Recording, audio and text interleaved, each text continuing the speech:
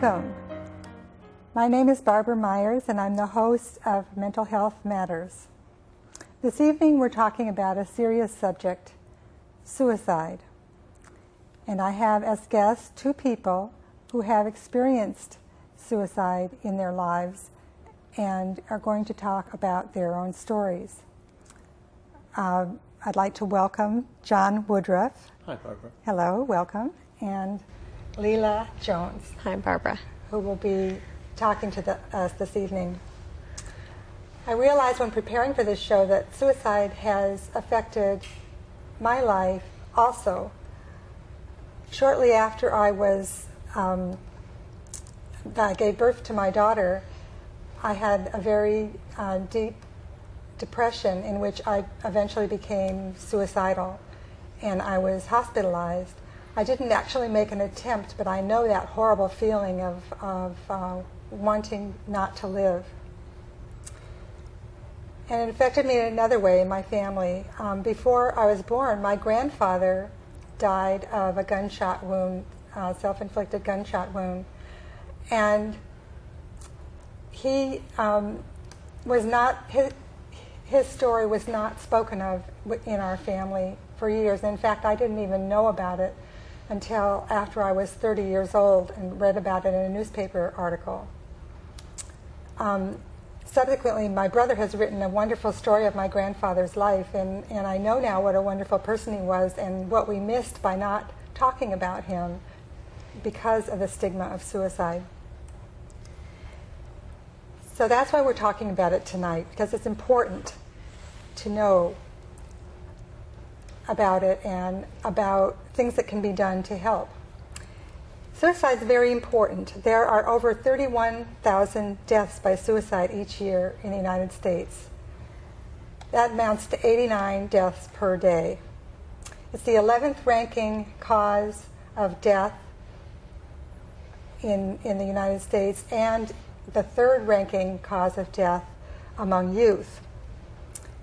There are 3.7 male deaths per female death by suicide.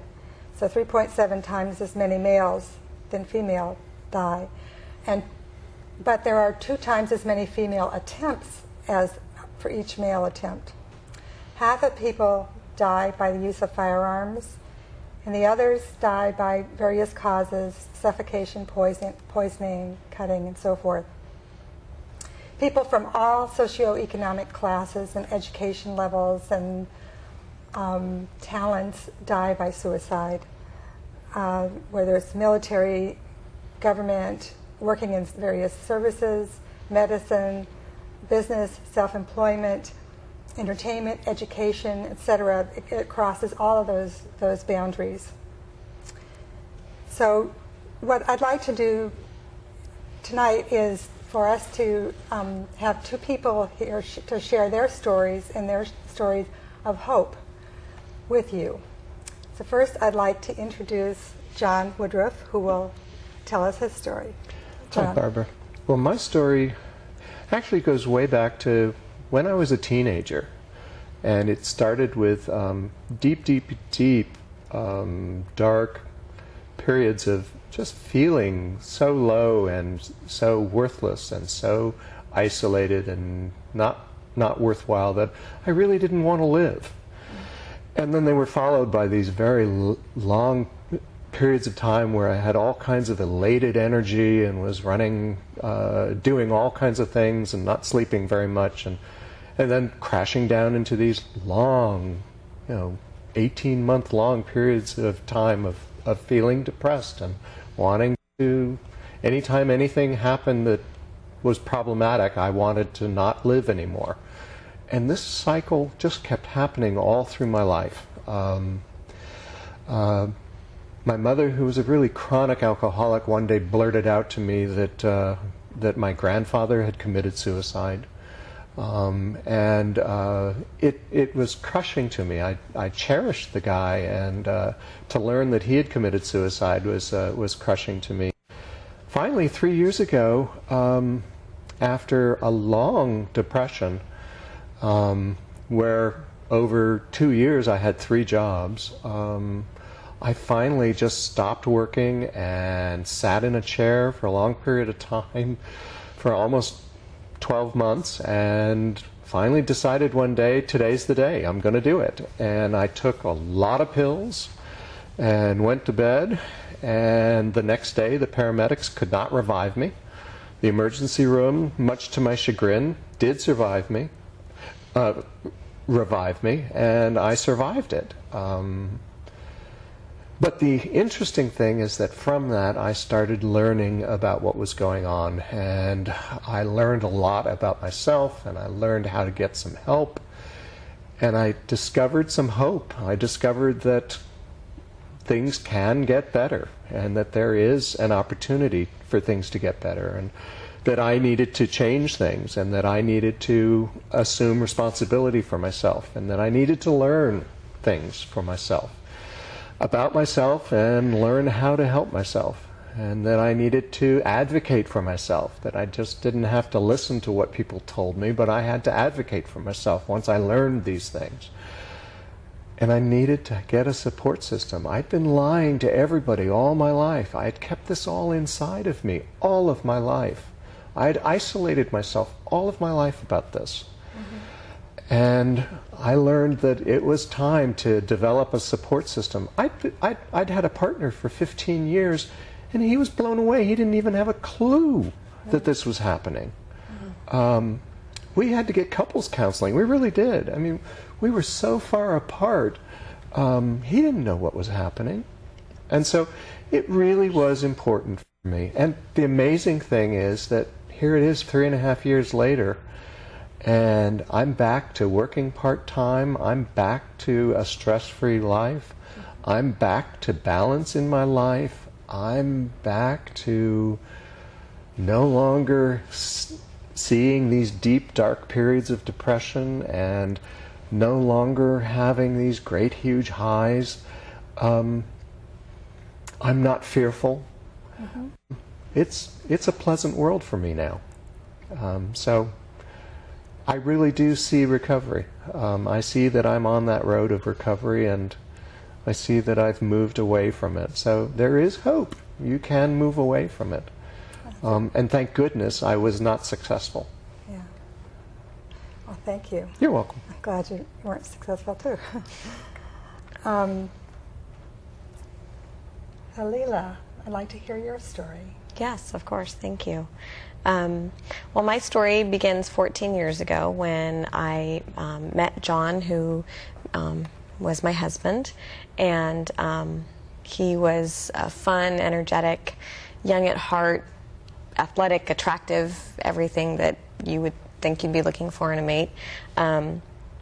And we fell in love, and got married, bought a house, and thought we have the rest of our lives ahead of us. And several years ago, he was injured at work, and that began to limit his physical mobility. And then unfortunately, we also lost his father to cancer, which was very difficult for him emotionally. And he began to experience extreme highs and extreme lows, and was eventually diagnosed with bipolarism. And so began a several-year trajectory of events. He worked diligently with a therapist and psychiatrist and took his meds, and they didn't always work. Some worked better than others, so there was a little bit of a roller coaster for him, which was difficult. And he also got to see our daughter be born, Marcella, who's wonderful, which is certainly a high point, but I think also added some extra pressure to him. And then we also unfortunately watched his mother pass away of cancer, which is again another debilitating loss for him. He got to a point where he was switching careers to go to culinary school. Things were looking up, and he was going to start a new therapy, biofeedback, for his bipolarism, so things were on a positive upswing, and certainly to the best of my knowledge things were going good. And unfortunately I came home one day and found my husband. He had decided to take his life. And fortunately I didn't have my daughter with me. She wasn't directly with me. She was actually still in the car. But that was a horrifying and just terrifying event. And so coming out of that, I immediately needed to focus on the funeral and services, and we decided, his family and my family and I decided that we wanted to be really open about what happened, to be open, let people know that he did die by suicide. I didn't want people coming to the funeral to walk away and gossip. And then beyond that, I focused on finances and moving forward, figuring out work, how was I going to take care of Marcella, and that took a while. But the first day I got back in my husband's, John's, car, I turned on the radio and there was an ad on the radio that said, every 18 minutes somebody dies. And I said, I know this statistic, somebody dies by suicide every 18 minutes in the United States. And it was an advertisement for the American Foundation for Suicide Prevention. They were doing a 20-mile walk for charity to raise awareness. And at that point I said, this was meant to happen. It's the first time I'm sitting in his car, I'm hearing this ad, I'm going to do it. So that really enabled me to kind of open up my ability to talk about my experience having lost John. I had a great support network with family and friends. So I completed the walk and actually ended up raising $4,000, which was great for me because that was beyond my goal. And since then, I've used that as a venue to kind of open up and talk to people about it, really reach out for support. I've reconnected with a really good friend of mine who ironically introduced me to John 14 years earlier. And our friendship grew and changed, and we fell in love, and we're now married, we're expecting a baby, and you know, all the wonderful things that I had wanted to see happen for Marcella and for myself I found I've been able to move beyond such a horrifying thing and come to a really happy place. So I'm feeling positive now. Oh, that's a good story. Thank you. Yeah, must have been really horrible to go through. It was, yeah, very unexpected and very horrible. Well, many people find the subject of suicide taboo, and it isn't spoken of in ordinary conversation. Have you found this to be true or not? Or Well, it's not something that you bring up over hors d'oeuvres. yeah. But you know, I have found when I do talk about it, it's liberating for me, and it's releasing and comforting for the other people that I talk to about it. That the perceived taboo flies out of the room immediately, and the conversation flows very easily. Yeah, I found the same experience in my fundraising. I had to talk quite openly with people, and a lot of people I'd never met. Or I was at the nail salon, I said, hey, I'm doing a walk for charity, would you sponsor me? Oh, what's it about? And as soon as I would talk, it was amazing the number of people that would say, I've lost my father, good friend, sibling, whomever, to suicide. We don't talk about it. How wonderful that you're able to do this, or what a great cause. But yes, unfortunately, I did find that there was a lot of just, you know, negative or stigma about it. Like, you don't talk about your grandfather for 40 years because of suicide, yeah. One often hears that guilt and anger are part of a family's experience. Was this true of you or any of your family members? Yes, definitely. Not so much for myself personally did I feel anger. I felt more so guilt. What didn't I do? What could I have done? What could I not have done? What didn't I say that I should have, or vice versa? So there was a lot of that. Some of John's family, his siblings, expressed to me that they were angry. I guess more so I was also confused. How could John leave our daughter? Which was a very tough one for me. Yeah. But I also found that I had guilt about moving on. If I moved on, would I forget him? Did that mean I didn't love him? So those two things were very difficult for me. But ultimately, you just have to, I knew I had to be strong because that's what I needed to be for Marcella. And I knew I had to be strong because John didn't want me to sit in a puddle of despair. Right. That's not why he did this. Right. I know that you're involved in a group that people, family members, have gone through this. Have you found that other family members have similar stories about anger, guilt, grief, that kind of thing? Yes, definitely. Some of my husband's siblings have had issues with just coming to terms with it as well, and we talk very openly about it. It's not something that we hide, because the best way for us to be able to move on is to accept our feelings and just respect John's decision. That was his decision, and the best we can do is move on, comes to terms with it, and accept it. That's good. The following are often given as possible warnings of suicide, and I'm going to ask if any of these were true for you, John. Hopelessness, rage, acting reckless, feeling trapped, increased alcohol or drug use, withdrawing from friends or family, anxiety, inability to sleep or sleeping too much, dramatic mood changes, or feeling that there's no reason or purpose for living. Were any of those true? Just about all of them. All of them? Okay. I shouldn't make light of it, but most of those really were true for me. As I said, I honestly went to, I have a green armchair that's about 20 years old, and I spent most of the day in that green armchair in front of a TV set, not really even figuring out what I was watching. If people asked me if my partner asked me or tried to engage me in a conversation about anything, I would answer in one-word answers. Yes, no, grunt. Any of the things that I was supposed to do, like washing the dishes, doing the laundry, all of that, major projects. It was a major project to get me to do anything. I isolated out. I would not answer the telephone if the phone rang. It was a major thing for me to answer the phone. Suddenly I would rage about something. Craziest things would just set me off. And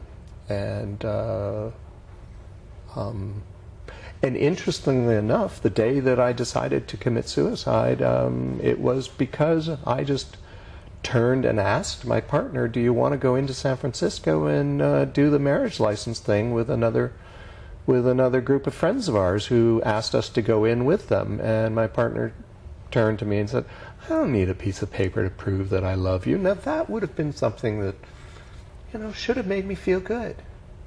And inside I just went, oh, he hates me. Wow. And I just went, snap, so if he hates me, I'm not going to live anymore. And I just was raging about it for the rest of the day and decided to kill myself.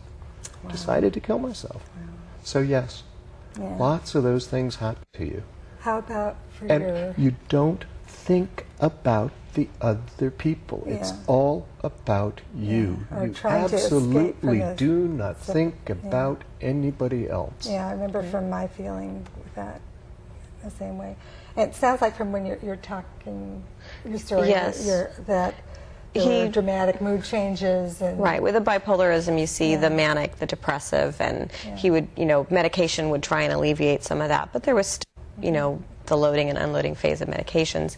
He certainly became more withdrawn, and just, you could tell, many of those symptoms were present. Yeah. Okay. John, what would you say to someone now who is considering suicide, if they're watching the show? What would you say to them? If you're thinking about it, talk about it. If you're thinking about it, fess up about it. Communicate. Find somebody that you can talk to about it. Get them to, don't ask them to talk back, just let them listen. Give it air. Let it have a voice. If you have a plan, if you're doing more than just thinking about it, if you actually have a plan, if you know what you want to do, Go to an emergency room. Dial 911. Get help. There are suicide hotlines. You can talk to a voice there.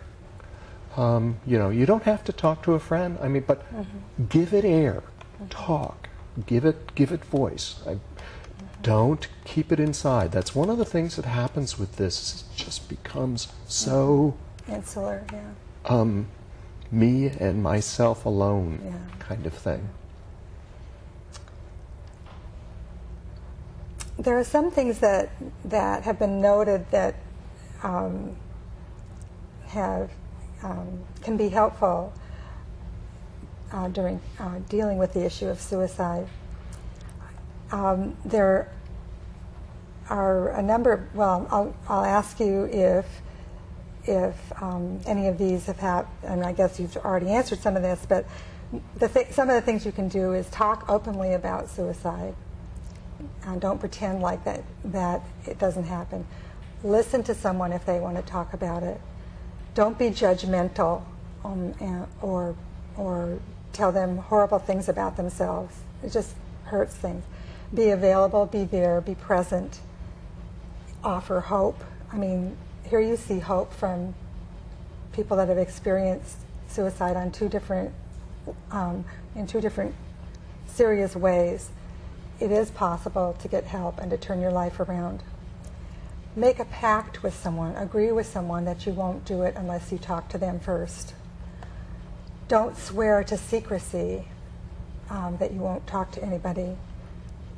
Take action. Remove the means for it. So, for example, remove the guns out of the house or sharp cutting implements, that kind of thing, if that's going to be serious.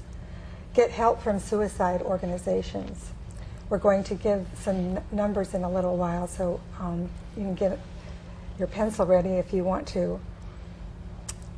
And as John said, if you have an imminent plan, go to an emergency room. Do either of you have anything else that you'd like to say briefly before we close? Yeah, I would just say that for myself, one of the biggest things that helped me move on is just to realize that nothing can turn the clock back from what happened in my situation, and that just being open and honest, talking about it, reaching out to friends and family, that's what they're there for, or reaching out to help groups, finding something to focus on. That was the biggest thing for me. And just by talking about it, you can help remove some of the feelings of guilt or anger or other emotions that come up, and just using that as a positive way to be able to move on. Okay, thank you. Yeah, I agree wholeheartedly. That use of acceptance, that going back and saying, the past is what it is, and just accept it for what it is, and realize we're in the present. Okay. Now I'd like to talk with the people that are watching the show at home and give you a challenge to reflect on how suicide has touched your life or the lives of people that you've loved. And a challenge to learn about how to do something about it so that you'll know what to do if something like this happens in the future. There are a number of helpful groups and organizations and hotlines that you can address. The suicide hotline for Alameda County, I'll give you the phone number here. It's 1-800-309-2131. There's a national hotline which is automatically routed locally if you dial 1-800-SUICIDE, which is 1-800-784-2433. There are websites that are also helpful in learning how to deal with suicide. The American Association of Suicidology has a website at www.suicidology.org. In Alameda County, the organization that helps run the hotline for suicides is called the Crisis Support Services of Alameda County, or crisissupport.org. They have a group which they call the Attempters Group, And if you're interested in that group, you can dial 510-420-2460 for information. San Francisco Suicide Prevention has a website at www.sfsuicide.org. And one of their projects is trying to get a suicide rail put on the Golden Gate Bridge because it's a magnet for so many people. And if you're interested in that's on their website. It explains about that. And then there's a website called Metanonia, which has been helpful to some people who have been seriously suicidal. It's www.metanonia.org/suicide. So those are all places that you can go and things that you can do in order to try to learn some more about suicide, or if you have suicide impulse yourself, or someone in your family is having it, these are places where there are people that have gone through this and know how to deal with it. So hopefully some of those will be useful for some of you in the future. What I'd like to say in closing is that it's important to realize that you aren't alone. There are other people that have gone through this, other people who have been successful in coming out the other side in a very positive way. And I'll end with one of my favorite quotes. Let's see. Take courage, friends. The way is often hard. The path is never clear. And the stakes are very high. Take courage. For deep down, there is another truth. You are not alone. Thank you for watching. And remember that mental health matters.